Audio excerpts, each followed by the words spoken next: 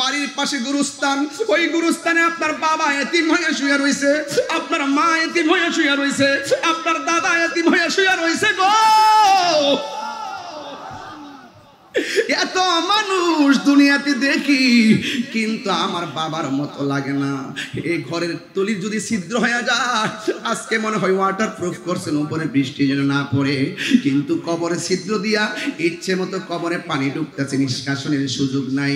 এই কবরের ভিতরে হাড্ডিগুলা বাসতেছে রে বাবা। একটা মানুষ যখন কবরে যায় 3 দিন পরে কি হয় জানেননি?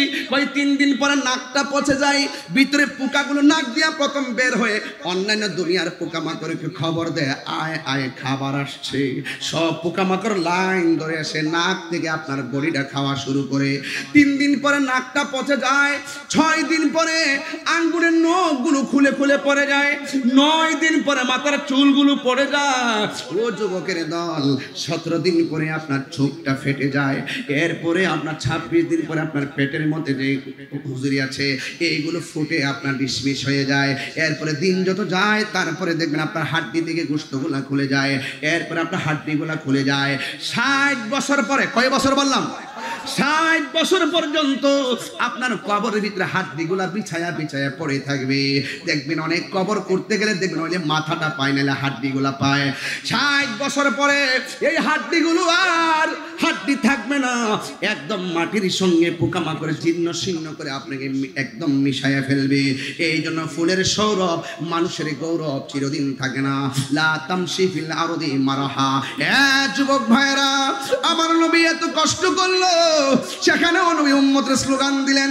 উহুদের জমিনে দন্ত মুবারক ভাঙলো, সেই জায়গায় তো নবী উম্মতের স্লোগান দিলেন। আমার নবী হেলমেট মুবারক ভাঙ্গা 2টা করা উহুদের জমিনে মাথা মুবারকে ঢুকে গেল, সেখানে নবী উম্মতের জন্য স্লোগান দিলেন। আমার নবী মক্কা থেকে মদিনায় যাবে, সেখানে নবী উম্মতের জন্য স্লোগান দিলেন। হেরা গুহার মধ্যে ধ্যান করেছেন, সেখানে নবী উম্মতের জন্য তিনি স্লোগান দিলেন। শুধুমাত্র তাই নয়, দুনিয়া থেকে বিদায় হওয়ার সময়ও নবী উম্মতের জন্যই কেঁদেছেন। এখনো রওজা মুবারকে নবী উম্মতের জন্যই কাঁদতেছেন। আমার নবী মেরাজে যাবে, আনন্দের খবর, সেখানেও নবী উম্মতের জন্যই কাঁদেন।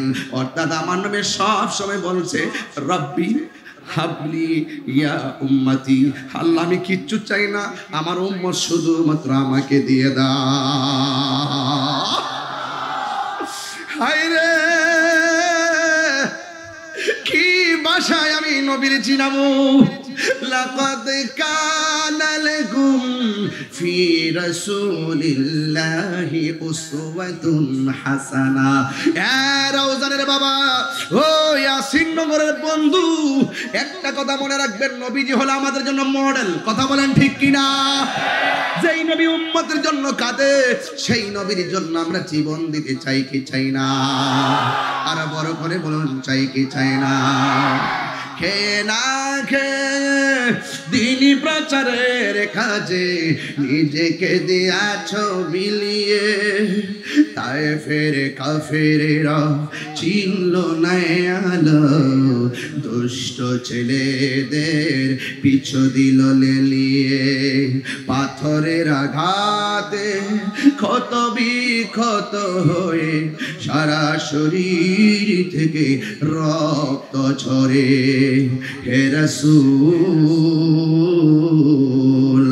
তোমাকে ভুলে আমি কেমন করে? হে রাসূল, তোমাকে ভুলে আমি কেমন করে? হেরার গুহায় তোমারই আসমান থেকে নামে আল কোরআন। হেরার গুহায় তোমারই আসমান থেকে নামে আল কোরআন। ভাঙল সবার ভুল তোমারই উপরে, আসল কোরআনের ছায়া তোলে। খালিদ, ওমর, আলী, আবু বকর ইসলামী ঝান্ডা নীল যে তুলে। আল আমিন তুমি ছিলে চিরদিন সকল মানুষের তরে। হে রাসূল তোমাকে ভুলে আমি কেমন করে, হে রাসূল তোমাকে ভুলে আমি কেমন করে, হাজারো ব্যথা বেদনার পরে ফিরে আসনি তুমি আপন ঘরে, দিনের আলো তুমি ছড়িয়ে দিতে চলে গেছো মদিনায় মক্কা ছেড়ে, হে রাসূল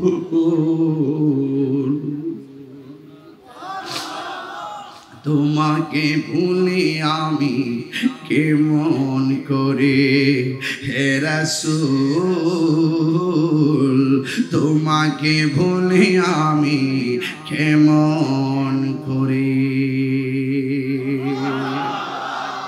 আমি অনেক কষ্টের সাথে এই মাহফিলটা এন্ট্রি করেছি। চট্টগ্রামে আসলে আমি কখনো ডাবল মাহফিল দেই না, কারণ তাদের আগ্রহ অনেক বেশি, আমিও দূর থেকে পরিশ্রম করে আসি। আজকে এখান থেকে আমি চলে যাব বহদ্দারহাট, তো সেই জন্য সময়টা খুব হিসাবের।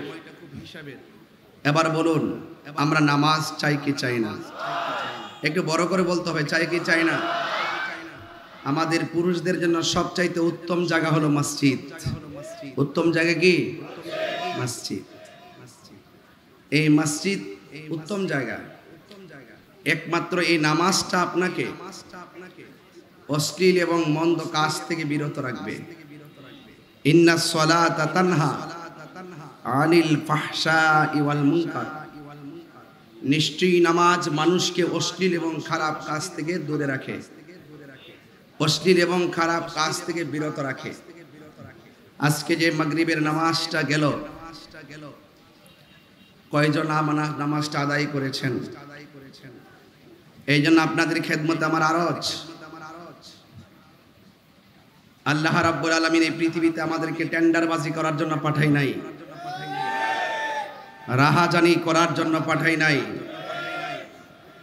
সন্ত্রাসী করার জন্য পাঠাই নাই। আল্লাহ পাক পাঠাইছেন ওয়ামা খালাকতুল জিন্না ওয়াল ইনসা ইল্লা লিয়াবুদুন। আল্লাহ আপনাকে আমাকে পাঠিয়েছেন একমাত্র আমার আল্লাহর গোলামি করার জন্য। কথা বলেন ঠিক কিনা? লিয়াবুদুন আই লিয়ারিফুন। আল্লাহকে জানতে হবে, চিনতে হবে, ধরতে হবে। এই জন্য নামাজ পড়বেন ওয়ায়াতাফাক্কারুনা ফি খালকিস সামাওয়াতি ওয়াল আরদ। আসমান এবং জমিনে যা কিছু আছে তা নিয়ে আপনাকে গবেষণা করতে হবে। এই সৃষ্টির পেছনে একজনের হাত, জবান খুলে কোন তিনি কে? সন্দেহ, আরো বড় করে সন্দেহ। এই জন্য আল্লাহ রাব্বুল আলামিন বলছেন আল্লাযী খালাকাকা ফাসাওয়াকা ফাআদালাক। এই পৃথিবীটাকে আমি আল্লাহ সুন্দর করে সন্নিবেশিতভাবে সাজিয়েছি। এত সুন্দর পৃথিবী, এত সুন্দর জমিন, এত সুন্দর আসমান, এত সুন্দর বডি, এত সুন্দর সুযোগ পেয়েছি। এরপর আল্লাহ বলতেছেন ইয়া আইয়ুহাল ইনসানু মা গাররাকা বিরাব্বিকাল কারীম।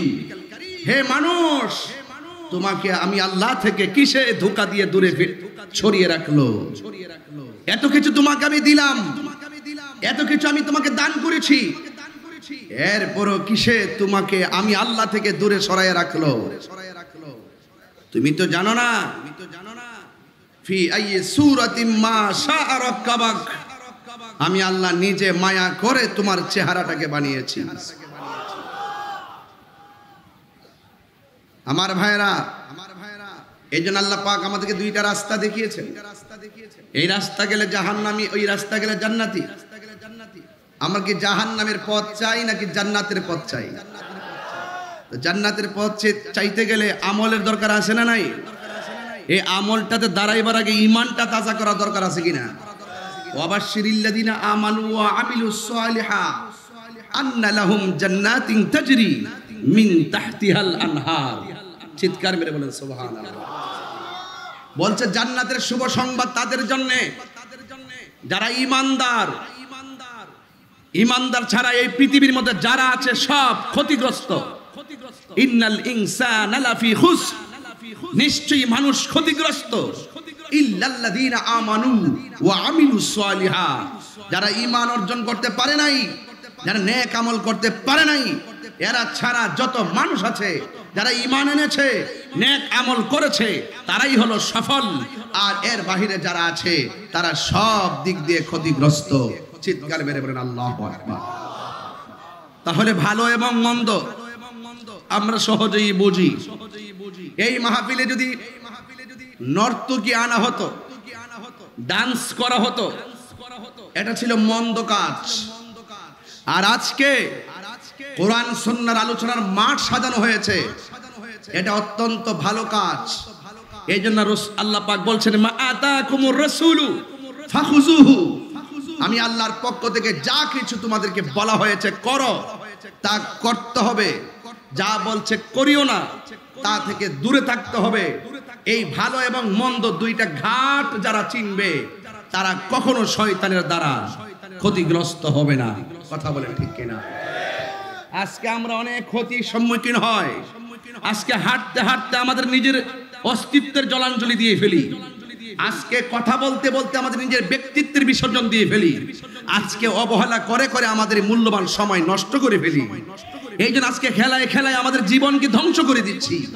এর মধ্যে একটি হলো গীবত। গীবত সমাজের একটি ভয়ঙ্কর বেদির নাম। কথা বলেন ঠিক কিনা? আল গীবাতু আশাদ্দু মিনাজ জিনা, গীবত হলো জেনার চাইতে আরো কঠিন।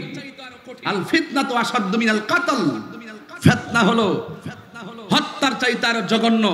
আর এই পৃথিবীর মধ্যে, সমাজের মধ্যে সব চাইতে ফিতনা ফসাদ সৃষ্টি হচ্ছে, অশান্তি সৃষ্টি হচ্ছে একমাত্র মুনাফিকদের কারণে। কথা বলেন ঠিক কিনা? এই মুনাফিকরাও জানা আছে না নাই? আরো বড় করে আছে না নাই? এরা দূরে না, আপনার পাশে বাস করে। আজকে গীবত করা, বহতান করা, পরনিন্দা করা, চুগলখড়ি করা, এরা এই সমাজে বেশি বিস্তার লাভ করে ফেলেছে। আপনি হয়তো জানেন না, গীবত করতে গেলে টাকা লাগে না। একজন আরেকজন গীবত করতে গেলে ওজন লাগে না।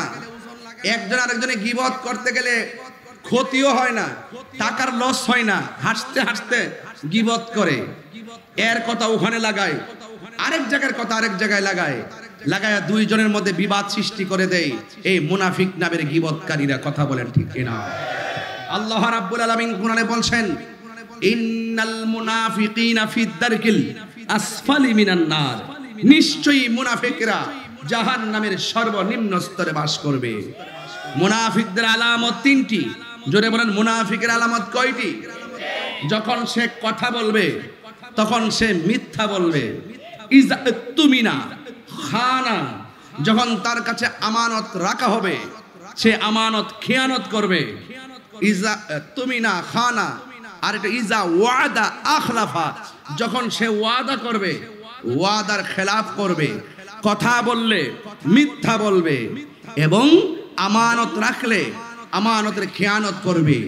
এই তিনটা অভ্যাস যার মধ্যে পাওয়া যায়, সে কখনো মুমিন হতে পারে না, সে মুনাফিক। কথা বলেন ঠিক কিনা? আবার সেই মুনাফিকদের নমুনা অনেক চমৎকার। এদের মুখের মধ্যে দাড়ি আছে, এরা আবার মাথার মধ্যে পাগড়ি পরে, এরা আবার মাথার মধ্যে টুপিও লাগায়, এরা আবার নামাজও পড়ে, এরা আবার রোজাও রাখে। এরা এসে বলবে যে আমরা আল্লাহকে ভালোবাসি, এরা এসে বলবে আমি নবীকে ভালোবাসি।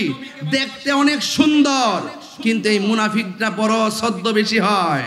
এদের মুখের কথা যতই মিষ্টি, অন্তর খবর বেশি ভালো না। এই মুনাফিকদের কারণে সমাজের সবচাইতে বেশি অধপতন। এই মুনাফিকদের কারণে ইসলামের সবচাইতে বেশি ক্ষতি হয়েছে। এখনো বিশ্বের মধ্যে মুনাফিক আছে না নাই? আজকে বর্বর ইসরায়েল জাতি ফিলিস্তিন মুসলমানদেরকে মারতে মারতে, আঘাত করতে করতে কুণ্ঠাসা করে ফেলেছে। আর ক্ষমতাধর মুসলমান রাষ্ট্রগুলো নীরবে নীরবে গ্যালারিতে বসে বসে ডলার খেয়ে ওই সাম্রাজ্যবাদীদেরকে খুশি করছে। কথা বলেন ঠিক কিনা? এই জন্য ইসলামের ইতিহাস যদি তালাশ করেন, মুসলমানরাই ছিল সংখ্যাগরিষ্ঠ, মুসলমানরাই ছিল অত্যন্ত শক্তিশালী। এই মুসলমানদের শক্তিশালী প্ল্যাটফর্ম নষ্ট হওয়ার পিছনে মুসলমানরাই দায়ী, কারণ মুসলমানদের ভিতরে মুনাফিক বেশি। কথা বলেন ঠিক কিনা? এই মুনাফিক রওজান থেকে দূর করতে হবে, এই মুনাফিক ইয়াসিন নগর থেকে দূর করতে হবে। আর এই ইয়াসিন নগরের মানুষের হৃদয়কে আলোকিত করার ব্যবস্থার মানুষই আজকে এই পবিত্র ঈদে মিলাদুন নবী সাল্লাল্লাহু আলাইহি সাল্লামের মাহফিল সাজানো হয়েছে। কথা বলেন ঠিক কিনা?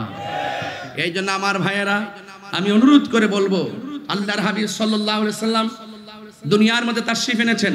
63 বছরের জিন্দেগি তিনি দুনিয়াতে শরীয়তে ছিলেন, শরীয়তের পর্দার আড়াল হয়েছেন। হাকিকতে তিনি যদিও আমাদের জানের চাইতে আরো নিকটে হাজির ও নাজির আছেন। এই 63 বছরের জিন্দেগিতে আল্লাহর হাবিব সাল্লাল্লাহু আলাইহি সাল্লাম মুনাফিকদেরকে চিহ্নিত করেছেন, মুনাফিকদেরকে দেখিয়ে দিয়েছেন, মুনাফিকদেরকে মসজিদ থেকে বের করে দিয়েছেন। কারণ রাসূল বলছেন, কাফের চাইতো মুনাফিক সবচাইতে ভয়ঙ্কর। কথা বলেন ঠিক কিনা? কাফের চাইতে ভয়ঙ্কর কেন? কাফের তো বোঝা যায় সে আমার উপেন কাফের, তার সাথে আমার সম্পর্ক নাই। কিন্তু মুনাফিক বোঝার কোনো সুযোগ নাই। আল্লাহর হাবিব তো চিনতেন ওনার পাওয়ার গুণে, আমরা তো চিনি না। রাসূল বলছেন, কিয়ামত পর্যন্ত এই মুনাফিকরা আমার উম্মতদেরকে জ্বালিয়ে পুড়িয়ে মারবে। কারণ এই মুনাফিকরা কাফের চাইতে আরো ভয়ঙ্কর। তাই তো আল্লাহ বলছেন, ও বন্ধু, এই মুনাফিক যারা হবে, ওয়ালা তাকুম আলা কবরিহি, এই মুনাফিকদের কবরের কাছেও আপনি যাবেন না। এই জন্য এই গীবত যারা করে, যারা মুনাফিকি করে, যারা পরনিন্দা করে, যারা চুগলখুরি করে, আল্লাহর হাবিব সাল্লাল্লাহু আলাইহি ওয়াসাল্লাম একদিন তিনি কবরস্থানের পাশ দিয়ে যাচ্ছেন। আপনারা জবান খুলে বলুন, আমার নবী মাটির উপর দিয়ে গেলেও মাটির নিচে কি হয় আমার নবী দেখার ক্ষমতা আছে না নাই? এই আওয়াজে মানি না, জবান খুলে করে আছে না নাই? হাত তুলে বলো আছে না নাই? এটা হলো ঈমানদারদের আওয়াজ। আওয়াজ ভয়ঙ্কর ভাবে করবেন যেন মুনাফিকদের দুর্গে আগুন লেগে যায়। ঈমানদারের আওয়াজ আসতে হয় না, ঈমানদারের আওয়াজ জুড়ে হয়। বাবা শাহজালালের আল্লাহু আকবার ধ্বনিতে গৌর গোবিন্দের বিল্ডিং ভেঙে চুরমার হয়ে গেছে। এই জন্য সুন্নি জনতাকে ঘুমিয়ে থাকলে চলবে না। সুন্নি জনতাকে জাগ্রত করতে হবে, ঘর সংশোধন করতে হবে, সমাজ সংশোধন করতে হবে, রাষ্ট্র সংশোধন করতে হবে। আহলে সুন্নাত ওয়াল জামাত যদি ঐক্যবদ্ধভাবে শান্তির মিশন নিয়ে এগিয়ে যেতে পারে, তাহলে রাষ্ট্র ব্যবস্থা আহলে সুন্নাত ওয়াল জামাতের পরামর্শ নিতে বাধ্য হবে। কথা বলেন ঠিক? মুনাফিকি দূর করুন। সামনে আসলে সালাম দিবেন, আবার তলে তলে ফেক আইডি খুলে আবার সেই সালামের মানুষটাকে গালি দিবেন। এই আচরণ বন্ধ করুন। অনলাইনে এসে, ফেসবুকে এসে লিখবেন আমরা মিলেমিশে থাকতে চাই, আর তলে তলে গাছ কাটবেন আর উপর দিয়ে পানি ঢালবেন। এটাই মুনাফিকদের চরিত্র। কথা বলেন ঠিক কিনা? আমরা সুন্নিরা আজ বিচ্ছিন্ন নয়, আমরা সুন্নিরা আজ ঐক্যবদ্ধ। এমন ভাবে ঐক্যবদ্ধ প্রদর্শন করেছি, সীসাডালা প্রাচীরের চাইতে আরো শক্তিশালী। সর্ববাতিলের বিরুদ্ধে আমাদেরকে ঐক্যবদ্ধভাবে জবাব দিতে হবে। কথা বলেন ঠিক কিনা? বলেন। যারা পবিত্র ঈদে মিলাদুন নবী সাল্লাল্লাহু আলাইহি সাল্লাম জশ্নে জুলুসের বিরোধিতা করে, তাদেরকে আমরা উদাত্ত আহ্বান জানাই, আসুন এক কাতারে আসুন, আপনারাও শান্তি পাবেন। আসুন, আপনারা ফতোয়াবাজি আর করবেন না। আল্লাহর হাবিব সাল্লাল্লাহু আলাইহি সাল্লামের শুভ আগমনে আনন্দিত হওয়া, এটা দলিল খুঁজতে হয় না। যারা মানে না তাদেরকে এত দলিল দিলেও মানবে না, আর যারা মানে তারা দলিল খুঁজে না। আজকে তাহিরি হুজুর আসবে, পীর মাশায়েখরা আসবেন, আমাদের আহলে সুন্নাত ওয়াল জামাতের নেতৃবৃন্দ আসবেন। আপনাদের এলাকার ভিতরে আনন্দের ঢেউ উঠে গেছে। এটার নামই তো ঈদ। এই ঈদ খুঁজতে গেলে দলিল খুঁজতে হয় না, এমন ঈদ প্রতিদিন হয়। কথা কন ঠিক না বেঠে? আপনি আরবে খোঁজ নিয়ে দেখেন, যেই সমস্ত দিবসগুলো আছে, শ্রমিক দিবস, বিভিন্ন যে দিবস আছে, এই দিবসগুলোর শুরুতে লেখা ঈদ। ঈদ ঈদ শুনলেই ওই ঈদুল ফিতর মনে করার সুযোগ নাই। বিভিন্ন দিবসকে ঈদ বলা হয়। নবী যেই দিন আসছেন সেই দিবসটাকে আমরা ওই দিবস হিসাবে ঈদ বলি। এটা নিয়ে এত ঠেলাঠেলি তো দরকার নাই। কথা কোন ঠিক না বেটে? যারা ধাক্কা ধাক্কি করে, এরা সংগ্রামের পর থেকে ধাক্কা ধাক্কি করতেছিল। এই ধাক্কা ধাক্কি করতে করতে কোনদিন আমরা মসজিদের ভিতরে ঈদ মিলাদুন নবী পালন করেছি। এরপরে ধাক্কা ধাক্কি আমরা মোকাবেলা করে আমরা বাড়ির উঠানে মিলাদুন নবী সাল্লাল্লাহু আলাইহি ওয়াসাল্লামের জশ্নে জুলুস পালন করেছি।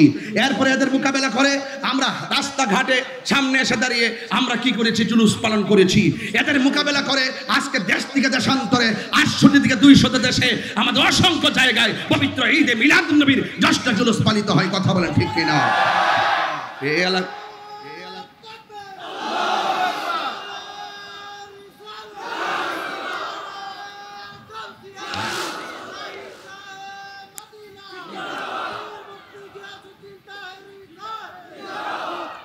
আমার ভাইরা, তাই তাইলে ওই সমস্ত সর্ববাতিলের বিরুদ্ধে যদি মোকাবেলা করতে হয় আগে আমি সংশোধন হতে হবে।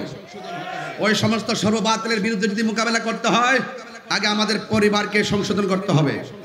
নিজের ব্যক্তিগত জীবন, পারিবারিক জীবন, সামাজিক জীবনকে যদি আমরা কন্ট্রোল করতে পারি, ইনশাআল্লাহ ঐক্যবদ্ধ থাকলে আমরা হারবো না। যদি বিচ্ছিন্ন থাকে আমরা হেরে যাব।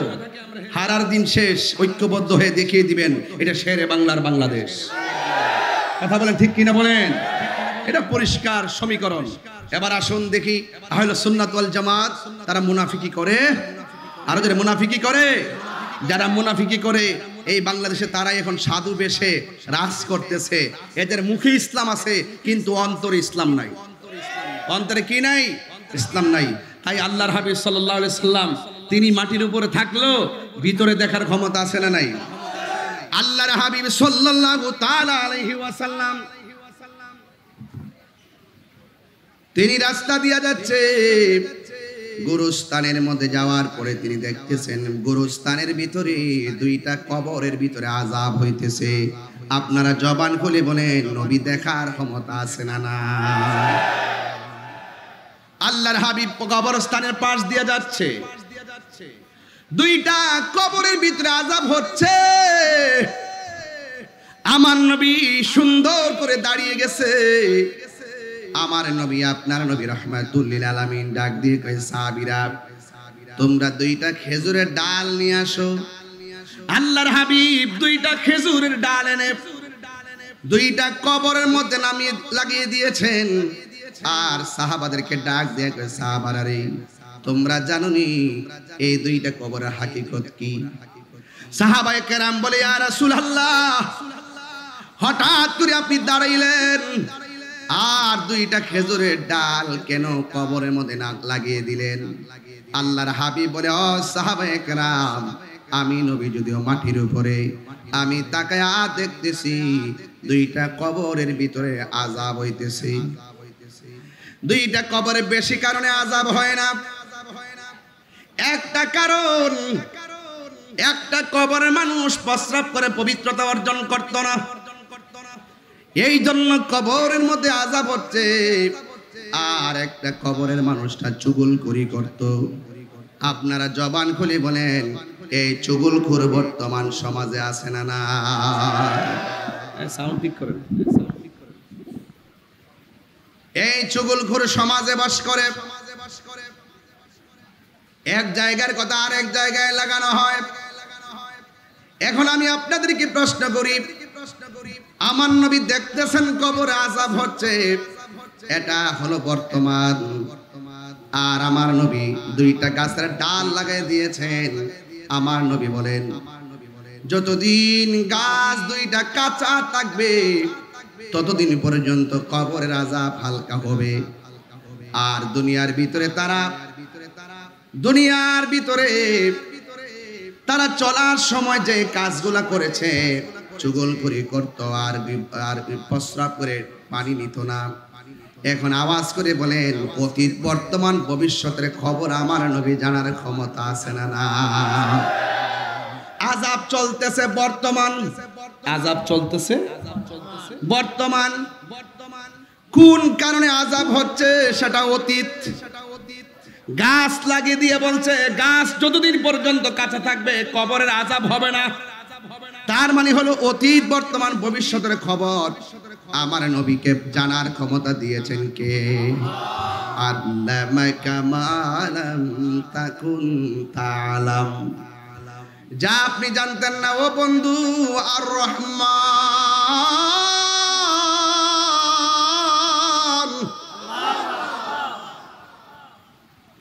আল্লামাল কুরআন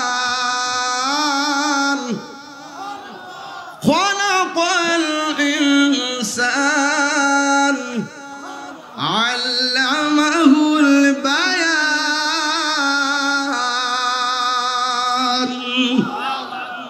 রহমান কে? রহমান বলতেছে আল্লামাল কুরআন, যিনি শিক্ষা দিয়েছেন কোরআন। শুধু কোরআন শিক্ষা দেয় নাই, কোরআনের বয়ানও শিক্ষা দিয়েছেন। আল্লামাহুল বায়ান, আমার আল্লাহ আমার নবীকে কোরআনের বয়ান শিক্ষা দিয়েছেন। এই জন্য আমার নবী পবিত্র ঈদে মিলাদুন নবীতে রবিউল আউয়াল মাসে দুনিয়ার মধ্যে এসেছেন। আমার নবী কয় বুইস্তু মুআল্লিমান, আমি দুনিয়ার মধ্যে শিক্ষক হয়ে প্রেরিত হয়েছি।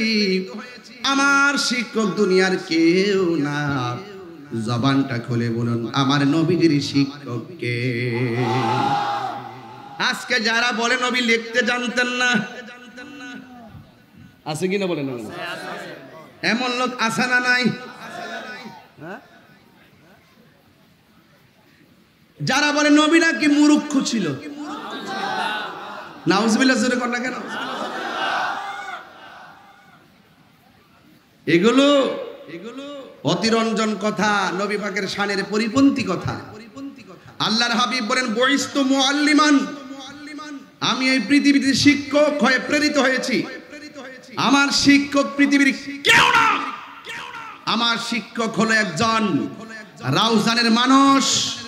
জবানটা খুলে বলুন তিনি কে?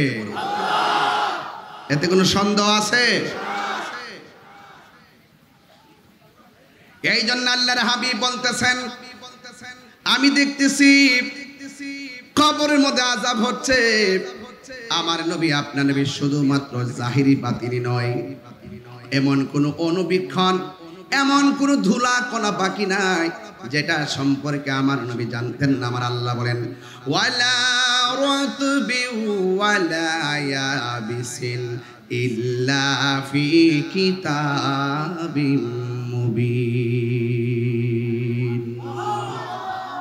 আল্লাহ রাব্বুল আলামিন বলেন আমি যেই কোরআনটা নবীরে শিক্ষা দিয়েছি, এই কোরআনের সূক্ষ্ম একটা কণা পর্যন্ত বাকি নাই, আমি এখানে উল্লেখ করি নাই। সব এলেম আমি আল্লাহ আমার বন্ধু নবীর সিনার মধ্যে ঢেলে দিয়েছি। আল্লাহ প্রদত্ত ক্ষমতা বলে নবী হাজির ও নাজির। আল্লাহ প্রদত্ত ক্ষমতা বলে আমার নবী গায়েবের খবর দেনেওয়ালা। এই কথাগুলো উনারা অতিরঞ্জন করে আমাদের এই জিনিসটা উপস্থাপন করে। উনারা মানুষকে বোঝাতে চায় আমরা নাকি বলি নবী নিজে নিজেই জানে। উনারা বোঝাতে চাই যে আমরা নাকি বলি নবী নিজে নিজেই জানে। না, এই কথা আমরা বলি না। আমরা বলি আল্লাহ প্রদত্ত ক্ষমতা বলে আল্লাহর হাবিব সব জানতেন। এখানেই হলো পার্থক্য। আমরা করি মাজার জিয়ারত, আর ওরা পাবলিকের বোঝায় আমরা মাজার সেজদা করি, পূজা করি। জিনিসটা সবসময় একটা অপপ্রচার লিপ্ত ছিল। এই অপপ্রচারে তারা খুব অ্যাডভান্স। এই অপপ্রচারের জন্য তারা এক নম্বর। এরা গুজব রটানোর জন্য এক নম্বর। এরা গুজব রটানো, মানুষকে ধান্দা লাগানো, মানুষদেরকে মিসগাইড করা হলো তাদের অভ্যাস। এগুলা মুনাফিকি আচরণ, এগুলা দ্বিচারিতা, এগুলা মুনাফিকি। জাতির সঙ্গে মুনাফিকি করা যাবে না। আল্লাহর হাবিব বলেন আমি যখন মেরাজে গেলাম, মেরাজে গিয়ে দেখলাম একদল মানুষের হাতের নখগুলো আর স্বাভাবিক নখ নেই। এই নখগুলো হলো পিতলের নখ। কিসের নখ? এই নখগুলো হলো পিতলের নখ। এই বড় বড় নখ দিয়ে তাদের মুখের তাদের যে চেহারার গোশত এইভাবে টেনে টেনে ছিটতেছেন, আর তারা নিজের মুখের গোশত নিজেই ভক্ষণ করতেছেন। আল্লাহর হাবিব আল্লাহকে জিজ্ঞেস করেন আল্লাহ এই সমস্ত বান্দাগুলো কারা? যাদের নখগুলো হলো তামার, পিতলের, আর সেই নখগুলো দিয়ে নিজের চামড়াগুলো টেনে টেনে টেনে টেনে টেনে টেনে খুলতেছেন। ওরা কারা? এরা হলো ওই সমস্ত বান্দা যারা দুনিয়ার জমিনে এক ভাই আরেক ভাইয়ের গীবত করত। কথা বলেন ঠিক কিনা? ওই যে বলা হয়েছে গীবত করা মানে হলো আপন ভাইয়ের গোশত খাওয়া। কথা কোন ঠিক না বেঠে? এই জন্য আজকে থেকে কমিটমেন্ট করেন গীবত কি চলবে না বন্ধ হবে? আরো বর্গে গীবত কি চলবে না বন্ধ হবে? যদি কেউ কোনো দোষ করে সরাসরি বলেন, কিন্তু তার পিছনে গিয়ে আপনি অযথা বাড়িয়ে বাড়িয়ে বলে নিজের মন থেকে বলে গীবত করবেন না। সাবধান করে দেওয়া হলো। এই জন্য বলছে গীবত বলি, মন্দ কাজ বলি, যত খারাপ কাজ বলি, সমস্ত খারাপ কাজ থেকে একটা ইবাদত তোমাকে ফিরিয়ে রাখবে। সেই ইবাদতের নাম হলো সালাত। চিৎকার মেরে বলেন সুবহানাল্লাহ। এই নামাজ আমরা চাই কি চাই না? আমার নবী দুনিয়াতে এসেছেন, এসে বলেছেন কি, তোমরা নামাজ পড়ো। কি বড়? নামাজ পড়ো। এই নামাজের মাধ্যমে মানুষের আত্মা শুদ্ধ হয়, নামাজের মাধ্যমে মানুষের দিল নরম হয়। যারা 5 ওয়াক্ত নামাজ পড়ে তারা হয় আল্লাহর বান্দা। আর 5 ওয়াক্ত নামাজের পাশাপাশি যারা বেশি বেশি নফল ইবাদত করে এরা আর বান্দা থাকে না, এরা আল্লাহর বন্ধু হয়ে যায়। এরা আল্লাহর কি হয়ে যায়? তো বন্ধু হইতে চাই কি চাই না? তো গাঁজা খাইলে কি বন্ধু হওয়া যাবে? বাবা খাইলে কি বন্ধু হওয়া যাবে? ফেঞ্চি খাইলে কি বন্ধু হওয়া যাবে? বন্ধু হতে গেলে জবানকে পবিত্র রাখতে হবে। জবানকে কি রাখতে হবে? পবিত্র রাখতে হবে। যার জবান হেফাজত, যার লজ্জাস্থান হেফাজত, এই বান্দা আর বান্দা থাকে না। আল্লাহ পাকের হাবিব বলেন তারা আল্লাহর মাহবুব বান্দা হয়ে যায়। আরো বড় করে বলেন সুবহানাল্লাহ। এজন্য আল্লাহ পাক বলেন ওয়াকুলিল মুমিনিনা ইয়াগুদ্দু মিন আবসারিহিম ওয়া ইয়াহফাজনা ফুরুজাহুম। আল্লাহ রাব্বুল আলামিন কোরআনে বলছেন, হে বন্ধু আপনি বলে দিন, মুমিনদেরকে বলে দিন তারা যেন চোখের হেফাজত করে, তারা যেন লজ্জাস্থানের হেফাজত করে। আরেক জায়গায় বলা হচ্ছে ওয়াকুলিল মুমিনাতি ইয়াগুদ্দুনা মিন আবসারিহিন্না ওয়া ইয়াহফাজনা ফুরুজাহুন্না। আল্লাহ রাব্বুল আলামিন আরেক জায়গায় বলছেন, কি বলছেন? হে বন্ধু আপনি বলে দিন, মুমিন নারীদেরকে বলে দিন তারা যেন চোখের হেফাজত করে, নিজের সতীত্বকে রক্ষা করে। যদি এই দুইটা জিনিসের যত্ন করতে পারে, এই দুইটা বিষয়ের ব্যাপারে যদি সচেতন থাকতে পারে, তার নামাজ, তার রোজা আল্লাহর কাছে ওই 70 গুণ হয়ে দাঁড়িয়ে যাবে। আর সেই বান্দা আল্লাহর প্রিয়তম বান্দা হয়ে যাবে। বলেন সুবহানাল্লাহ। এই জন্য যুবক ভাইয়েরা আমার, আল্লাহ রাব্বুল আলামিন কুরআনের মধ্যে বলে দিয়েছেন, ইন্নাস সালাতা তানহা আনিল ফাহশাই ওয়াল মুনকার। নিশ্চয়ই নামাজ মানুষদেরকে অশ্লীল এবং খারাপ কাজ থেকে বিরত রাখে। আমার নবী আপনার নবী বলতেছেন, যারা নামাজে দাঁড়াইবার আগে উযু করে, উযু করার আগে যারা বিসমিল্লাহ পড়ে, যেই মাত্র বিসমিল্লাহ পড়ে উযু শুরু করবে, বিসমিল্লাহ বলার কারণে উযু শেষ হওয়ার আগ পর্যন্ত আল্লাহ রাব্বুল আলামিন তার উযুকারী বান্দার উপরে, আল্লাহ রাব্বুল আলামিনের কাছে ফেরেশতারা গুনাহ মাফ চাইতে থাকে। যখন সে উযু করার পর উযু করার জন্য হাতটা ধৌত করে, বিসমিল্লাহ বলে যখন উযু করার সময় হাতটা ধৌত করে, ওই সময় আমার আল্লাহ রাব্বুল আলামিনের হাবিব বলেন, যখন হাতটা ধৌত করে এই হাত দিয়া যত গুনাহ করেছে আল্লাহ রাব্বুল আলামিন উযুর পানির সঙ্গে তারা হাতের গুনাহগুলা মাটির মধ্যে জড়াইয়া ফেলাইয়া দেয়। আল্লাহু আকবার। এই আমার যুবক ভাইয়েরা, এরপরে যারা গড়গড়া কুলি করে, আল্লাহর হাবিব সাল্লাল্লাহু আলাইহি ওয়াসাল্লাম ডাক দিয়া কই, উম্মতে আমার, যখন তোমরা বিসমিল্লাহ বলে ওযু করে মুখের মধ্যে গড়গড়া করে পানি দাও, আর গড়গড়া করে যখন ওযুর পানিটা বাহিরে ছাড়ো, তখন ওই ওযুর পানির সঙ্গে আল্লাহ রাব্বুল আলামিন মুখের গুনাহগুলা মাটিতে ফেলে দেয়। মুখমণ্ডল যখন ধৌত করা হয়, চোখের মধ্যে অনেক অন্যায় আছে, এই ওযুর পানি যখন চোখের মধ্যে লাগবে, আল্লাহ রাব্বুল আলামিন ওযুর পানির চোখের মধ্যে ওযুর পানি লাগার কারণে আল্লাহ রাব্বুল আলামিন চোখের গুনাহগুলা মাটির মধ্যে জড়িয়ে ফেলে দেয়। বলতে বলতে আমার নবী সব বললেন, শেষ বেলায় বলেন, উম্মত, উম্মতি রে, তোমরা যখন ওযু শেষ কইরা আসমানের দিকে তাকাইয়া, সুবহানাল্লাহ বলেন কেন? কোন দিকে তাকাইয়া? ওযু শেষ করে আসমানের দিকে তাকাইয়া যখন কালিমায়ে শাহাদা পড়বে, আল্লাহ রাব্বুল আলামিন তোমার জন্য 8টা জান্নাতের দরজা খুলে দিবে। কত নিয়ামত আল্লাহ দান করেছেন। আর যেই দরজাগুলো খুলে দিবে, সে যেই দরজা দিয়ে মনে চায় সেই দরজা দিয়ে জান্নাতে ঢুকতে পারবে। এই জন্য যুবক, নামাজ দাঁড়াইবার আগে ওযু সুন্দর করে করতে হবে। এবার আমার নবী আপনার নবী বলেন, আমার বান্দা যখন ফরজ নামাজের পাশাপাশি নফল ইবাদত করবে, ওই নফল ইবাদতের মাধ্যমে এই বান্দাটা আল্লাহর মাহবুব বান্দা হয়ে যাবে।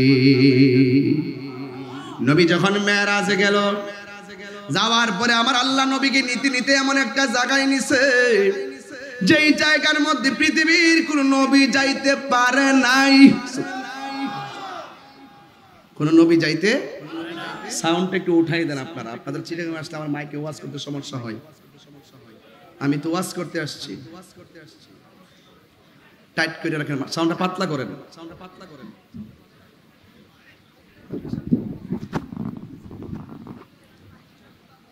এই জন্য আমার যুবক ভাইরা, আল্লাহর হাবিব মেরাজের মধ্যে গিয়েছেন। মেরাজের মধ্যে যাওয়ার পর আল্লাহর হাবিব সাল্লাল্লাহু তাআলা আলাইহি ওয়াসাল্লাম যখন তিনি মেরাজের মধ্যে গিয়েছেন, আমার নবীকে আমার আল্লাহ বড় মায়া করে তিনি দিদারে নিয়েছেন। আসমান হি পর সব নবী রহ গয়ে, আরশে আজম পে পৌঁছা हमारा नबी। जुरे कौन ठीक की ना, अर्श आजम पे पहुंचा हमारा नबी, जिसका कोई सानी नहीं वो नबी हमारा है। मुस्तफा की अजमत का हद है ना किनारा है। हाथ तुले बोलो मरहबा। দুই হাত সোজা করে বলুন, নবীর মেরাজ কি স্বপ্নে হয়েছে নাকি বাস্তব হয়েছে? বাস্তব মেরাজের পক্ষে কে কে আছেন দুই হাত তুলে দেখান ইনশাআল্লাহ।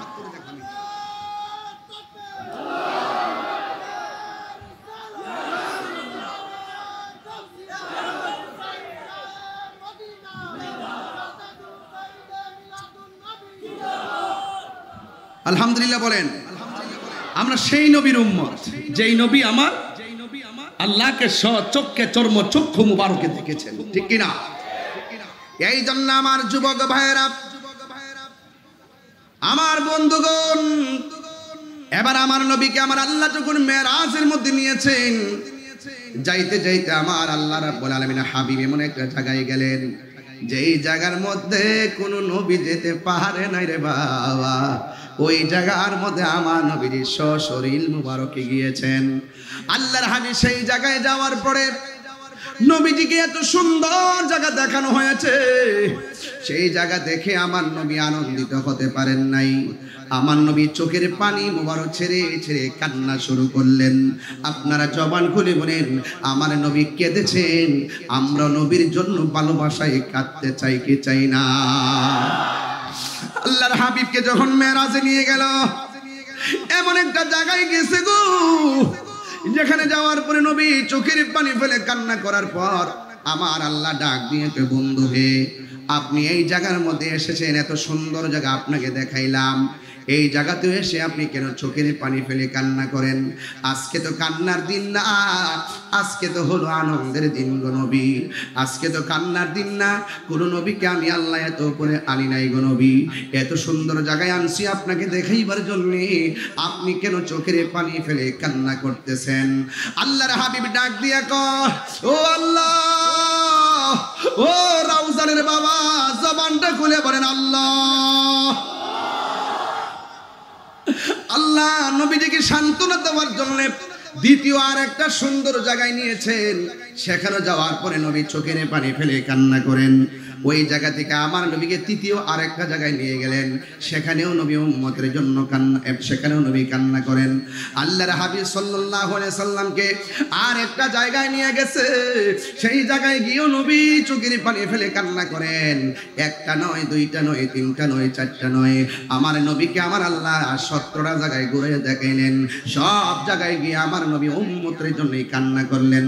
আল্লাহ ডাক দিয়ে কি, বন্ধু, এত সুন্দর জায়গা আপনাকে দেখালাম, কিন্তু আপনি চোখের পানি ফেলে কান্না কেন করলেন? আমার নবী, আপনার নবী বলেন, আল্লাহ এত সুন্দর জায়গা আমি এসেছি, এই জায়গা আদম নবী দেখে নাই, ঈসা রুহুল্লাহ দেখে নাই, আমাকে আপনি দেখাচ্ছেন ভালো কথা, কিন্তু এই সুন্দর জায়গা আমি নবী নিজের চক্ষু মুবারকে দেখেছি, কিন্তু আমার গুনাহগার উম্মত তো দেখে নাই। হায় রে, ও রাউজানের বাবা, কেন আল্লামা গোলামুর রহমান আশরাফ শাহ হুজুর কেন নবী নবী করে? আমি তাহিরি কেন নবী নবী করি গো? আজকে রওজানের মানুষ কেন নবীর জন্য পাগল? একটা মাত্র কারণের বাবা, নবী দুনিয়াতে এই রবিউল আউয়াল মাসে আইসে সেজদা দিয়া উম্মতের জন্য কেঁদেছেন। আমার নবীজি পাথর আঘাত খাইয়া নবী উম্মতের জন্য কেঁদেছেন। তায়েফের জমিনে আমার নবীর এমন ভাবে যুবকরা পাথর মারছে, আমি নিজের চোখে যাইয়া সেই পাথরটা দেখে এসেছি। যেই পাথরটা রক্ত মুবারক, আমার নবীর পিঠ মুবারকের রক্ত মুবারক এমন ভাবে ঝরেছে, আমার নবী যেই পাথরের মধ্যে ধাক্কা দিয়ে হেলান দিয়া পড়ছে, ওই পাথরের মধ্যে এখনো আমার নবী রক্ত মুবারক লেগে আছে। সবাই মোবাইল দিয়া ভিডিও করে, আমি ভিডিও করি না, আমি সবার পায়ের নিচ দিয়া যাইয়া আমার জিহ্বা দিয়া পাথরটার মধ্যে চাটতে শুরু করলাম। আমার নবীর এত সুন্দর রক্ত মুবারকটা লেগে আছে রে। যুবক ভাইরা, আমার নবী এত কষ্ট করলো, সেখানেও নবী উম্মতের স্লোগান দিলেন। উহুদের জমিনে দন্ত মুবারক ভাঙলো, সেই জায়গা তো নবী উম্মতের স্লোগান দিলেন। আমার নবী হেলমেট মুবারক ভাঙ্গা দুইটা করা উহুদের জমিনে মাথা মুবারকে ঢুকে গেল, সেখানে নবী উম্মতের জন্য স্লোগান দিলেন। আমার নবী মক্কা থেকে মদিনায় যাবে, সেখানে নবী উম্মতের জন্য স্লোগান দিলেন। হেরা গুহার মধ্যে ধ্যান করেছেন, সেখানে নবী উম্মতের জন্য তিনি স্লোগান দিলেন। শুধুমাত্র তাই নয়, দুনিয়া থেকে বিদায় হওয়ার সময়ও নবী উম্মতের জন্যই কেঁদেছেন। এখনো রওজা মুবারকে নবী উম্মতের জন্যই কাঁদতেছেন। আমার নবী মেরাজে যাবে, আনন্দের খবর, সেখানেও নবী উম্মতের জন্যই কাঁদেন। অর্থাৎ আমার নবী সব সময় বলছে, রব্বি হাবলি ইয়া উম্মতি, আল্লাহ আমি কিচ্ছু চাই না, আমার উম্মত শুধুমাত্র আমাকে দিয়ে দাও। হায় রে, কি ভাষায় আমি নবীর চিনাবো। লাকাদ কানা লাকুম ফি রাসূলিল্লাহি উসওয়াতুন হাসানা। রওজানের বাবা, ও ইয়াসিন নগরের বন্ধু, একটা কথা মনে রাখবেন, নবীজি হলো আমাদের জন্য মডেল। কথা বলেন ঠিক কিনা? যেই নবী উম্মতের জন্য কাঁদে, সেই নবীর জন্য আমরা জীবন দিতে চাই কি চাই না? আর বড় করে বলুন, চাই কি চাই না? খেয়ে না খেয়ে দিনী প্রচারের কাজে নিজেকে দিয়াছ বিলিয়ে, তায়েফের কাফেরেরা চিনল না আলো, দুষ্ট ছেলেদের পিছু দিল লেলিয়ে। পাথরের আঘাতে ক্ষত বিক্ষত হয়ে সারা শরীর থেকে রক্ত ঝরে। হে রাসূল, তোমাকে ভুলি আমি কেমন করে? হে রাসূল, তোমাকে ভুলি আমি কেমন করে? হেরার গুহায় তোমারই আসমান থেকে নামে আল কোরআন। হেরার গুহায় তোমারই আসমান থেকে নামে আল কোরআন। ভাঙল সবার ভুল তোমারই উপরে, আসিল কোরআনের ছায়া তোলে। খালিদ, ওমর, আলী, আবু বকর ইসলামী ঝান্ডা নীল যে তুলে। আল আমিন তুমি ছিলে চিরদিন সকল মানুষের তরে। হে রাসূল, তোমাকে ভুলে আমি কেমন করে? হে রাসূল, তোমাকে ভুলে আমি কেমন করে? হাজারো ব্যথা বেদনার পরে ফিরে আসনি তুমি আপন ঘরে। দিনের আলো তুমি ছড়িয়ে দিতে চলে গেছো মদিনায় মক্কা ছেড়ে। হে রাসূল,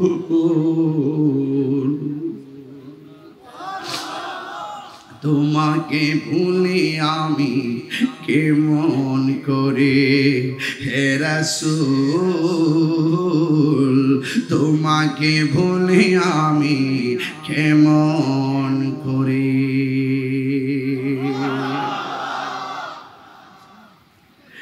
এ বন্ধু, এখনো নবী রওজার ভিতরে সেজদায় পড়ে কান্দে। কথা বলেন ঠিক কিনা বলেন? বান্দা যখন নামাজে দাঁড়ায়া যায় আমার নবী খুশি হয়ে যায়। বান্দা যখন নামাজের টাইমে রাস্তাঘাটে ক্যারাম বোর্ড খেলে, বান্দা যখন নামাজের টাইমে রাস্তায় আড্ডা মারে আমার নবী বড় কষ্ট পায়। কথা বলেন ঠিক কিনা? আমরা নবীর কষ্ট দিতে চাই না। আমরা নেক আমল করলে আমার নবী বড় প্রাউড ফিল করে, এই জন্য নবীর কাঁদানো যাবে না। আমার নবীকে আল্লাহ 17টা জায়গায় ঘুরানোর পর আমার নবী ডাক দিয়ে কয় আল্লাহ। জবানটা খুলে বলো আল্লাহ, আর মায়ার সুরে বলি আল্লাহ। আমি এত সুন্দর জায়গা দেখলাম কিন্তু আমার উম্মত তো এত সুন্দর জায়গা দেখে নাই। আল্লাহ ডাক দেখে বন্ধু মেরাজের মধ্যে আনলাম, এত উপরে আনছি আল্লাযী বারাকনা হাওলাহু লিনুরিয়াহু মিন আয়াতিনা ইন্নাহু হুয়াস সামিউল বাসীর। এত সুন্দর জায়গা দেখাইবার জন্য আপনাকে এনেছি আমি। আল্লাহর কুদরতুল্লাহর কুদরত দেখার জন্য আপনাকে এনেছিলাম। আল্লাযী বারাকনা হাওলাহু, আল্লাযী যিনি বারাকনা প্রদক্ষিণ করিয়েছেন হাওলাহু চতুর্দিকে, লিনুরিয়াহু দেখানোর জন্য, মিন আয়াতিনা আল্লাহর নিদর্শন সমূহ। চিৎকার মেরে কোন আল্লাহু আকবার।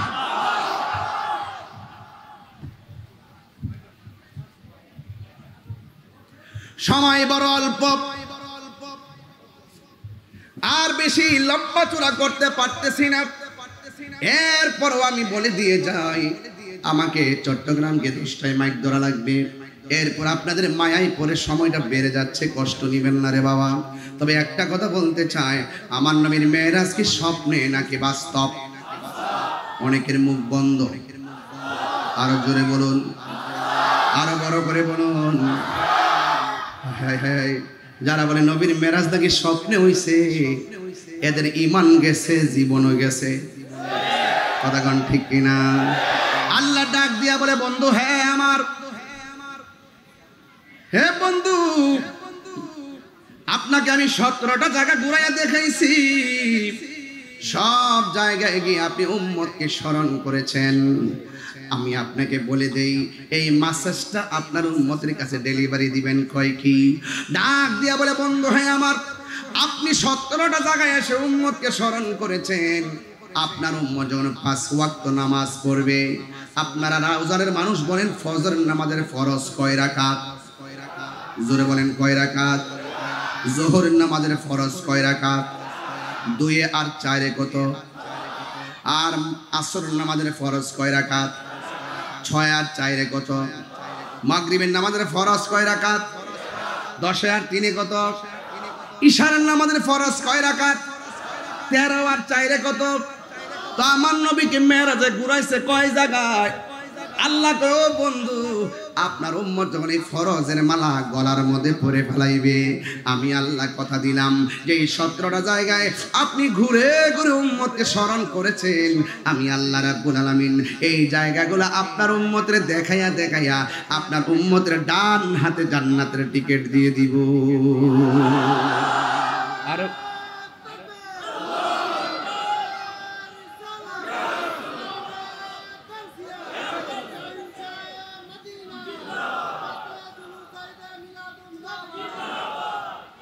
এই জন্য আমার বন্ধুগণ নামাজের দরকার আছে না নাই?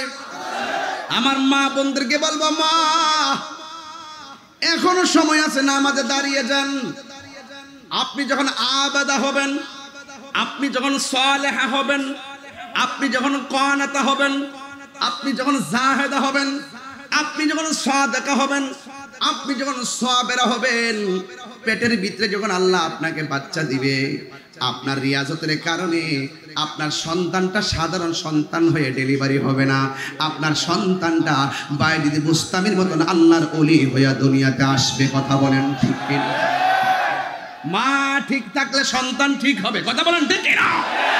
এই জন্য সন্তান পেটের মধ্যে নিয়ে স্টার জলসা চলবে না, সন্তান পেটের মধ্যে নিয়ে টেলিভিশন চ্যানেল চলবে না, সন্তান পেটের মধ্যে নিয়ে ছায়া ছবি চলবে না, সন্তান পেটের মধ্যে নিয়ে ওই মোবাইলের ভিতরে সিরিয়াল চলবে না, সন্তান পেটের মধ্যে নিয়ে স্বামী স্ত্রী ঝগড়া চলবে না, সন্তান পেটের মধ্যে নিয়ে কোরআন তেলাওয়াত করবেন। কোরআন তেলাওয়াত যখন করবেন, ওই কোরআন তেলাওয়াতের নূর আমার আল্লাহ আপনার সন্তানের সিনার মধ্যে ঢেলে দিবে, কথা বলেন ঠিক কিনা? এই জন্য মা আপনাকে পায়ে ধরে বলে দিয়ে যায়, আজকের মাহফিলটাকে কুড়িয়ে ফেলে দিবেন না, আজকের মাহফিল থেকে কিছু আমল করার চেষ্টা করবেন। আফদালুল ইবাদাতুস সালাত, সর্বোত্তম ইবাদত হলো নামাজ। হাশরের ময়দান যেদিন কায়েম হবে, সুবহানাল্লাহ কোন কেন আরো বড় করে বলেন আল্লাহু আকবার। হাশরের ময়দান যেদিন কায়েম হবে, সেই দিন সর্বপ্রথম আমার আল্লাহ নামাজের হিসাব নিবেন। জুড়ে কোন কিসের হিসাব? আরো বড় করে বলুন। আমার নবী বলেন, আমি যখন মেরাজের মধ্যে গিয়েছি, মেরাজের মধ্যে যাওয়ার পরে আমি দেখলাম কবরের আযাব বড় ভয়ঙ্কর। আমি দেখেছি কবর ভিতরে আল্লাহ রাব্বুল আলামিন বেনামাজিকে আমার আল্লাহ অনেক ভয়ঙ্কর তিনটা শাস্তি দিবেন। বেনামাজির শাস্তি কবরের মধ্যে আছে না নাই? কবর আযাব কি সত্য না মিথ্যা? ইস্তানজিহু আনিল বাউলি ফাইন্নাহু আম্মাতু আযাবিল কবর। কবরের মধ্যে ম্যাক্সিমাম আযাব হবে প্রস্রাব করে ডিলাগুলো ব্যবহার করার না করার কারণে, কথা বলেন ঠিক না? এই জন্য আল্লাহর হাবিব বলেন, আমি নবী যখন মেরাজের মধ্যে গিয়েছি, আমাকে আল্লাহ অনেকগুলো আযাব দেখাইছেন, অনেকগুলো বিপদ দেখাইছেন। আমি দেখলাম সবচাইতে ভয়ঙ্কর আযাব হলো কবরের আযাব। শুধুমাত্র আযাব নয়, এই কবরের ভিতরে মানুষকে আমার আল্লাহ একটা কারণে তিনটা শাস্তি দিবে। একটা কারণ কি কয়ে, যারা বেনামাজি ছিল, যারা জান্না শুন্না নামাজের ব্যাপারে উদাসীন ছিল, ওই সমস্ত উদাসীন নামাজিদের জন্য আমার আল্লাহ বলতেছেন, ওই নামাজিরা যারা লোক দেখানো নামাজ পড়ছে, ফাওয়াইলুল লিল মুসাল্লিন, ওই মুসল্লিরা নামাজ পড়েও দুজখে যাবে। যারা মুনাফিকি করে, মুনাফিকদের নামাজ আল্লাহ কবুল করবেন না। এই জন্য আমার নবী আপনার নবী বলেন, আমি যখন মেরাজে গিয়েছি, মেরাজে যাওয়ার সময় দেখলাম কবরের মধ্যে আযাব বড় ভয়ঙ্কর। এই কবর হলো আখিরাতের প্রথম মঞ্জিল, এই কবর হলো আখিরাতের প্রথম মঞ্জিল। বন্ধুরে আমার, ও যুবক ভাইরা, আমার নবী বলেন, বেনামাজির কবরে তিনটা শাস্তির মধ্যে প্রথম শাস্তি কোনটা জানোনি? ওই সেটা বড় ভয়ঙ্কর শাস্তি। এই শাস্তিটা সয়ে নেওয়ার মতন পিলার দুনিয়াতে নাই। কবরে ভয়ঙ্কর আযাব হবে। এটা হলো কবরের মাটির চাপা। ডান পাশের মাটি ডান প্রান্তে চলে যাবে, বাম পাশের মাটি বাম প্রান্তে চলে যাবে। ও যুবক, খেলতে খেলতে নামাজ ছাইরা দিছেন, অথচ যৌবনকালে যদি আপনি নামাজটা পড়তেন, আল্লাহর হাবিব বলেন, হাশরের ময়দান যেদিন কায়েম হবে, 7 প্রকারের মানুষকে আমার আল্লাহ আরশের নিচে ছায়া দিবেন। এর মধ্যে এক শ্রেণী হলো যারা যৌবনকালে ইবাদত বেশি করে। এই জন্য যৌবন যার যুদ্ধে যাওয়ার সময় তার, এই জন্য এই সময়টারে যুবক তুমি কাজে লাগাও। হাসতে হাসতে শুধুমাত্র মোবাইল মোবাইল করতে করতে জীবনটারে ধ্বংস করে দিয়েন না। আমার নবী আপনার নবী বলেন, বেনামাজিকে কবরে প্রথম শাস্তি যেটা দিবে সেইটা বড় ভয়ঙ্কর শাস্তি। 1 নম্বর, ডান পাশের মাটি পৃথিবীর এক প্রান্তে চলে যাবে, বাম পাশের মাটি আরেক প্রান্তে চলে যাবে। 2 পাশের মাটি আইসা এমন জোরে তোমার মাটি চাপা মারবো রে বাবা। ডান পাশের হাড্ডিগুলা বাম পাশের হাড্ডির ভিতরে ঢুকে যাবে, বাম পাশের হাড্ডিগুলা ডান পাশের হাড্ডির ভিতরে ঢুকে যাবে। যখন তোমাকে মাটিটা চাপা দিয়ে একেবারে শরীরটারে গুঁড়া বানায় ফেলবে, তখন তুমি কবরের মধ্যে আল্লাহর ডাক দিবেন এভাবে, আল্লাহ, আর সহ্য হয় না, আর পারি না। বেনামাজি হইয়া কবরে আসতে যদি এমন ভাবে শাস্তি হবে জীবনে কোনোদিন নামাজ ছাড়তাম না, আল্লাহ আবার দুনিয়াতে পাঠাও না। আল্লাহ কয় কাইফা তাকফুরুনা বিল্লাহি ওয়া কুনতুম আমওয়াতান ফাআহইয়াকুম সুম্মা ইউমীতুকুম সুম্মা ইউহয়ীকুম সুম্মা ইলাইহি তুরজাউন। আল্লাহ বলে ও বান্দা, তুই ছিলি নির্জীব, আমি তোরে সজীব করেছি, তুই ছিলে মুর্দা, আমি তোরে জীবন দিয়েছি, এরপর জীবন দেওয়ার পরে তুই দুনিয়ায় অনেক কিছু হয়েছিস, তোরে আমি বিভিন্ন মালের মালিক বানাইয়া একটা থাবা দিয়ে যখন তোরে নিয়ে আসলাম, আসার পরে আবার জীবন দিলাম। তুমি মনে কইরো না আগের দিনে ফিরে যাইতে পারবা, তুমি মনে কইরো না তোমার আর কবরের মরণ হবে না, না না আর তোমার মরণ হবে না, তোমাকে সুম্মা ইলাইহি তুরজাউন, আমি আল্লাহর দিকে ফিরে এসেছো, আর কোথাও যাওয়া যাবে না। এই কবর হলো আখিরাতের প্রথম মঞ্জিল, এই কবর আযাব কেউ সহ্য করতে পারবে না। এবার বেনামাজের কবরে দুইটা মাটি তোমার চাপা দিয়ে হাড্ডি গুঁড়া বানাইবো। 2 নম্বর শাস্তি হলো এই কবরের ভিতরে জাহান্নামের আগুন দিয়ে দেওয়া হবে, আগুনের উত্তাপ লেগে যাবে। রাউজানে আগুন লাগলে ফায়ার সার্ভিস এসে আগুন নিভাবে, ইয়াসিন নগরে আগুন লাগলে এই সমাজের মানুষ এসে আগুন নিভাবে। কিন্তু বাড়ির পাশে গুরুস্থান, ওই গুরুস্থানে আপনার বাবা এতিম হয়ে শুয়ে রয়েছে, আপনার মা এতিম হয়ে শুয়ে রয়েছে, আপনার দাদা এতিম হয়ে শুয়ে রয়েছে গো।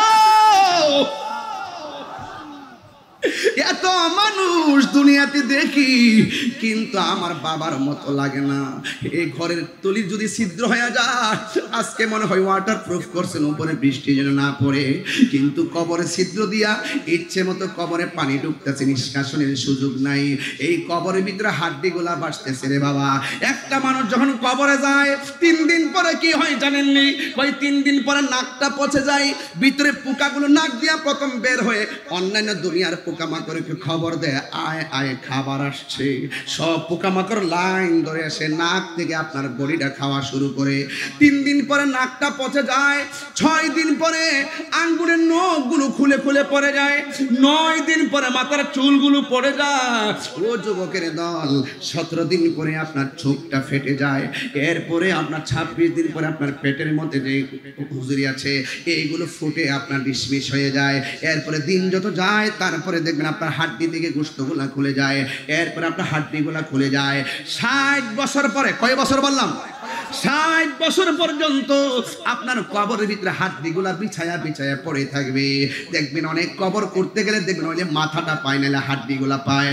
60 বছর পরে এই হাড্ডিগুলো আর হাড্ডি থাকবে না, একদম মাটির সঙ্গে পোকামাকড়ে জীর্ণ শীর্ণ করে আপনাকে একদম মিশাইয়া ফেলবে। এই জন্য ফুলের সৌরভ মানুষের গৌরব চিরদিন থাকে না। লা তামশি ফিল আরদি মারাহা। একবার নেপালের দিকে তাকায়া দেখো, কিছু কিছু মানুষকে দেখলাম সব রাজপ্রাসাদ ফালাইয়া হেলিকপ্টার দিয়ে পালাইয়া যাইতেছে। যুবক তাকায়া দেখো ঘটনাটা কি? ঘটনা হলো এটাই, আজকে মানুষ মারদার। লা তামশি ফিল আরদি মারাহা, সবথেকে বড় পরিচয় হলো আমি ইমানদার হয়ে থাকতে চাই। কথা বলেন ঠিক কিনা? ক্ষমতায় কেউ আসবে কেউ যাবে, ডাজ নট ম্যাটার।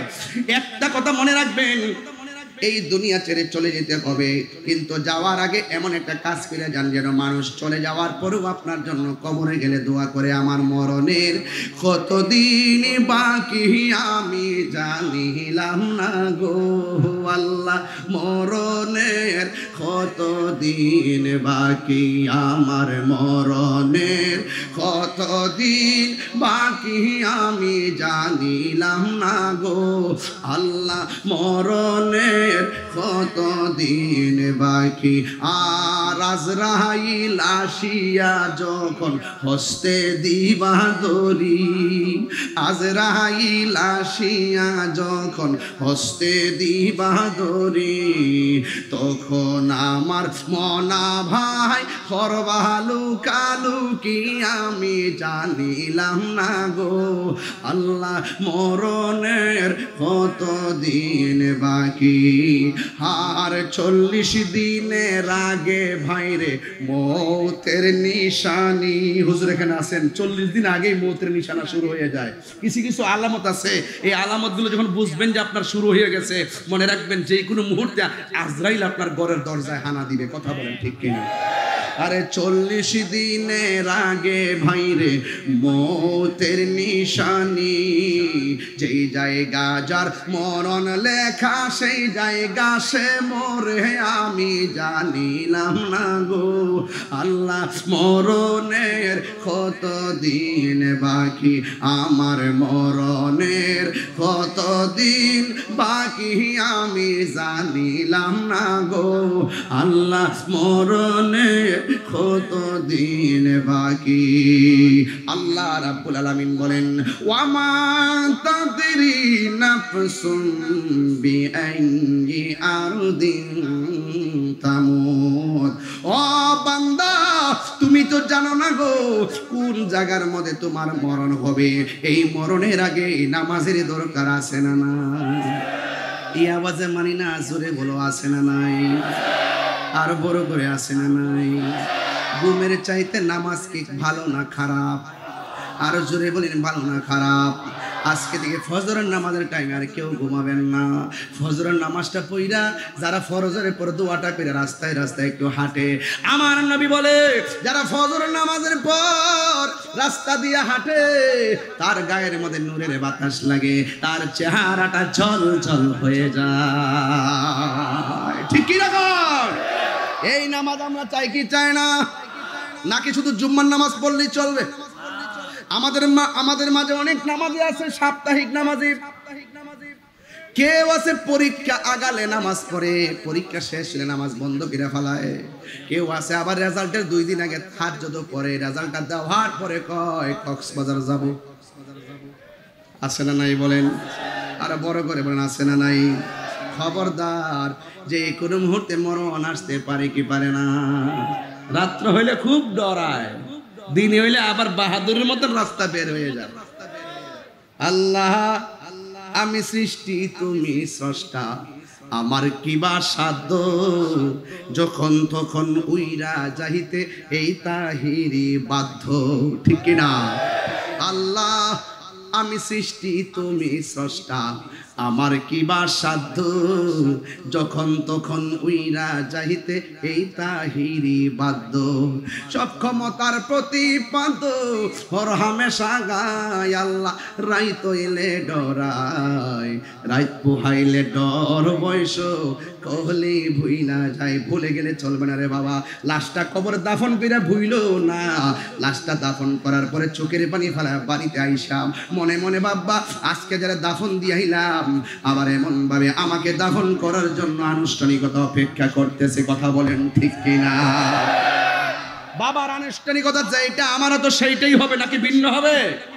বাবা মারা যাওয়ার পরে, আমার বাবা মারা যাওয়ার পর মাইকিং করলাম, সাদা কাফন আনলাম, মসজিদের খাট আনলাম, জানাজানা মাঠে গেলাম, কবর মধ্যে নামাইলাম, মাটি দিয়ে চলে আসলাম। আমার আনুষ্ঠানিকতা একটাও কম করা হবে না, সবগুলো আমার জীবনে অপেক্ষা করতেছে। এই জন্য সময়ের 1 পুরো সময়ের 10 ফুর এ যুবক একটা স্নানের আগারে বসিয়া হেরেনু মাটির ঢেলা হাতি নিয়ে শুকিয়ে দেখুন রয়েছে কস্তুরী মেলা। কহিল কস্তুরী তুমি কে আতর জান, তোমার গায়েতে সুবাসে ভরা তুমি কি গোলিস্তান। কহিল কস্তুরী অশুভ কিছু নহি আমি, আমিও তিনি মাটি ফুলের সহিত থাকিয়া উহার সুবাসে হয়েছে খাঁটি। আল্লামা শেখ সাদী বলতেছেন সৎসঙ্গে স্বর্গবাস, অসৎসঙ্গে সর্বনাশ। এই জন্য নামাজের সঙ্গে চললে নামাজি হওয়া যায়, গাঞ্জুটার সঙ্গে চললে গাঞ্জাখোর হওয়া যায়। তাই কিনা বলেন? সঙ্গ গুণে লোহা ও জলে বাসে, সঙ্গ গুণে লোহা ও জলে বাসে। ছোট একটা লোহার টুকরা পানিতে ফেললে ডুবে যায়, বিশাল বড় লোহার জাহাজ কেন বেঁচে থাকে? কারণটা কি বিজ্ঞান বলছে? বেঁচে থাকে এই জন্য তাকে অসংখ্য লোহা সাপোর্ট দিয়েছে, এই জন্য সেটা বেঁচে থাকে। আপনি যদি সঙ্গটাকে বাছাই করতে না পারেন, আপনি যদি সঙ্গ বাছাই করতে না পারেন, আরে ওই বন্ধুটাই তো উত্তম, যেই বন্ধুটা খেলার মাঠ থেকে আপনাকে মসজিদের নামাজে নিয়ে আসবে। কথা বলেন ঠিক কিনা? বাবা কি চলবে? আরো বড় করে বলেন, বাবা চলবে, ইয়াবা চলবে, ফেন্সি চলবে, গাঞ্জা চলবে। আজকে হাসতে হাসতে মুনাফিকি করে, হাসতে হাসতে ইয়াবা ট্যাবলেটের ব্যবসা করে। না ভাই না, এই দিন দিন না, আরো দিন, আরো ধরে এই দিন দিন না, আরো দিন।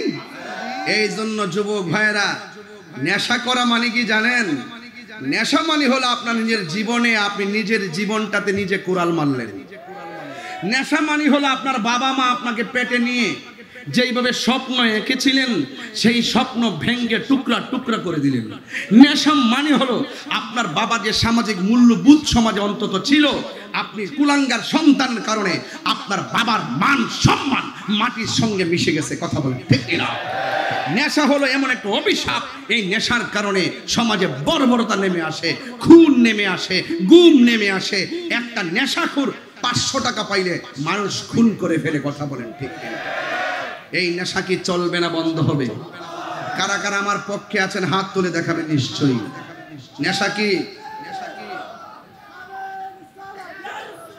নেশা কি চলবে না বন্ধ হবে? আরো বড় করে বলুন, বলেন বন্ধ। এ আওয়াজে মানে সেদিন রাউজানও বলে গেছি, বলেন বন্ধ। নবী আসছেন কি হালালকে প্রতিষ্ঠা করতে, হারামকে বর্জন শিখাইতে। কথা বলেন ঠিক কিনা? তাহলে বলুন বন্ধ। নেশা হেতে কো নেশা বন্ধ না বলবেন নেশা মনে হচ্ছে নেশা দিবার লাগে কইতেছে বন্ধ। বলেন বলেন নেশা। ওই যে ঠুট লড়ছে না, নিঃসন্দেহ জড়িত। বন্ধ বলেন, বন্ধ বলেন। ওই যে চাই দিচ্ছেন, কি আশ্চর্য, কি আশ্চর্য। এ দেখেন কি অবস্থা, হে তেমনি তাকে দিচ্ছে। হ্যাঁ তাই হুজুর জীবনে দেখে নাই। হে ভাবছে যে হুজুর গেলে কি আর আইব, হারাই গেছে। বলেন 1.5 ঘন্টা পর একটা হাসি দিছি। ওয়াজ তো করতে আছি, ঠেলে ঠেলে ওয়াজ করতে আছি, একটু বিরতিও লাগে, লাগে কি লাগে না? হাসি খুশি মায়া কান্না এগুলো নিয়েই তো সমাজ। কথা বলেন ঠিক কিনা? সবার সুখে হাসবো আমি, কাঁদবো সবার দুঃখে, নিজের খাবার বিলিয়ে দিব অনাহারীর মুখে। তাহলে দেন না সৎসঙ্গের স্বর্গবাস। আর এতে এবার বলেন বন্ধ। এই আওয়াজ আমি মানি না, এত হাজার হাজার লোক আওয়াজ আরো বড় হবে। নেশা এই দেখছেন বাঙালি কত চালাক, এগুলোর সাইজ না করলে হয় না। বলেন নেশা, ইয়াবা, ফেন্সি, গাঞ্জা, সুদ, ঘুষ, চুরি, ডাকাতি, মুনাফিকি, গীবত, চুগলখুরি, মিথ্যা কথা। বাস এখন বলবেন চলবে। কি বলবেন? এই তুমি নাড়াচাড়া দিও একটু। বলেন নামাজ। এই মোবাইল রাখো। নামাজ সপ্তাহে সপ্তাহে না মাসে মাসে? দৈনিক দৈনিক দৈনিক। কয়েক তো মাঝে মাঝে নফল পড়ার দরকার আসেনি? আমরা কি শুধু বান্দাই থাকবো, বন্ধু হতে হবে না? বলেন চলবে। নামাজ, রোজা, হজ, যাকাত, ইবাদত, মহব্বত, সোহবত, খেদমত, ভালো কথা, ন্যায্য কথা, উচিত কথা, সুদ। ওই হাত দিল রে না, হাত দিল রে না, চলবে নাকি? চলবে চলবে। সুদ কি চলবে? আমাদের দেশের হুজুররা তো এখন সুদের ওয়াজি করে না। হুজুর আসেনিও, এর এখন সুদের ওয়াজি করে না। দেশ উল্টাইলেছে এত বছর, ওখান আর কিছু কয় না। এখন শুধু সিয়ারটা দরকার আর ক্ষমতাটা দরকার। এগুলো হলো ওরে বাটফারের গোষ্ঠী। কথা বলেন ঠিক না বেঠিক? আরে সুদ যে হারাম, এটা কি মোল্লার কথা না আল্লাহর কথা? তো আল্লাহর কথা বলতে তোমার ভয় কিসের? তুমি মুনাফিক। এই মুনাফিকদের কারণেই আজকে সত্যিকার ইসলামটা দাফন হয়ে যাচ্ছে। কথা বলেন ঠিক কি না বলেন?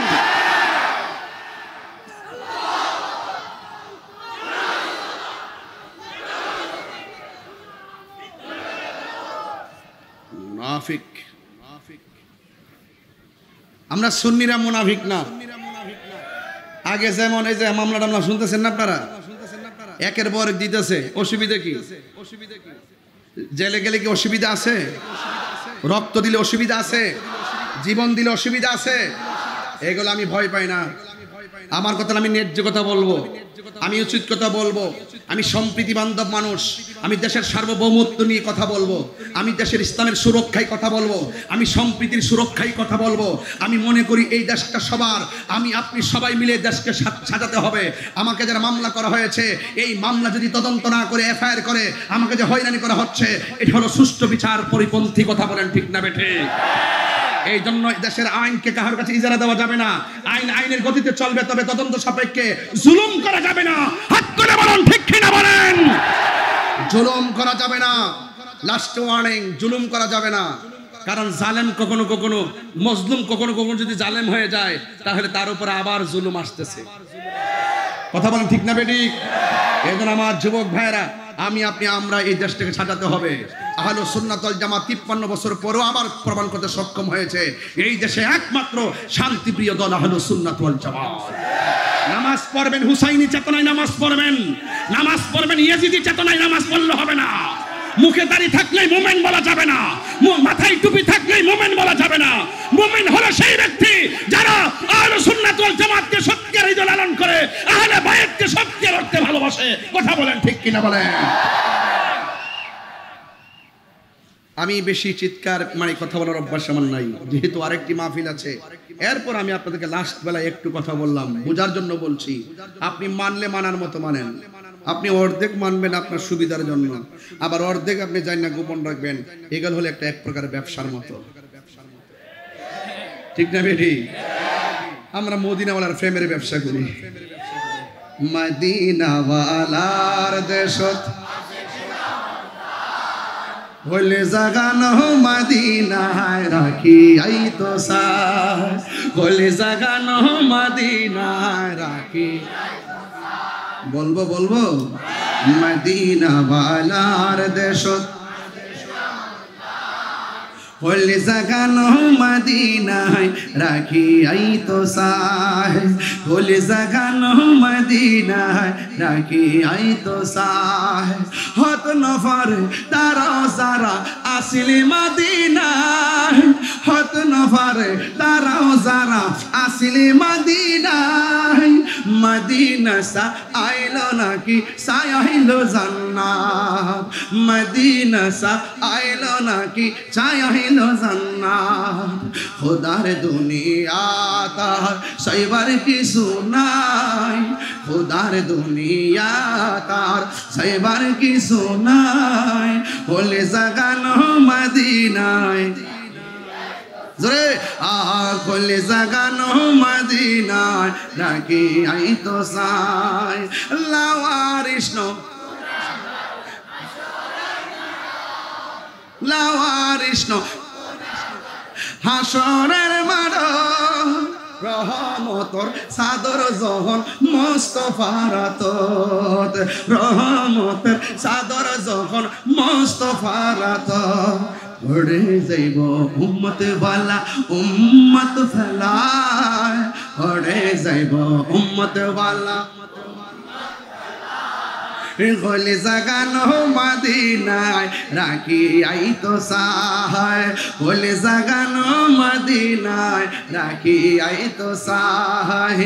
মদিনাওয়ালার দেশ গলে জাগানো মদিনায় রাখি সাহায়, গলে জাগানো মদিনায় রাখি আই তো সাহায়। মদিনা আমার জান, মদিনা আমার প্রাণ, মদিনাতে আছে আমার জানের জান। হাত তুললে কি গুনাহ হবে? আর পকেটে একটু হাত দিয়ে মোবাইলটা নিলে কি গুনাহ হবে? মোবাইলটা নিয়ে একটু ফ্লাশলাইটে জ্বালালে কি অন্যায় হবে? একটু জ্বালাই দেন না, দেখি কেমন লাগে। একটু মোবাইলটা জ্বালান না, দেখি না, দেখি না একটা প্রেমের মাঠ বানাই দিয়া যায় রাউজানে। আর আসতে পারি আর না পারি, বেশি এসে গেছি। চট্টগ্রামে তো মাহফিল দেওয়া ঠিক না, মানুষে ওই সারা বাংলাদেশে টানে, তারপরে চট্টগ্রামের মহব্বতে চলে আসি বারাউলিয়ার দেশে। একটু মহব্বতে আরো কিছু মোবাইল। কে বলছে বাংলাদেশ গরিব? মাশাআল্লাহ, এই মোবাইলগুলো বিক্রি করলে তো আমি 24 বছর চলতে পারবো। কথা কোন ঠিক না?